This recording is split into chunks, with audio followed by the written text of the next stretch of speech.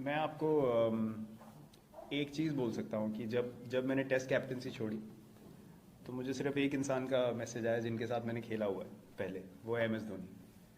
और बहुत लोगों के पास मेरा नंबर है, और मतलब टीवी पे बहुत लोग सजेशंस देते हैं, टीवी पे बहुत लोगों के पास बोलने के लिए होता है, बट जिनके पास मेरा नंबर है किसी का और मैसेज नहीं आया।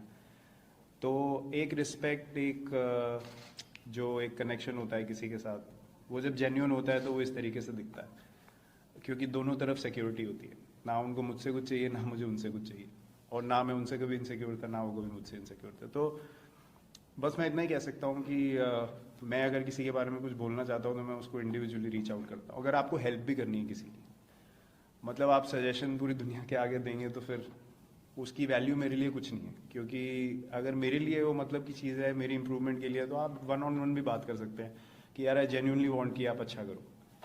तो वो समाव मैं तो अपनी लाइफ बहुत ऑनेस्टी से जीता हूँ, तो मुझे ये चीज़ें दिखती हैं।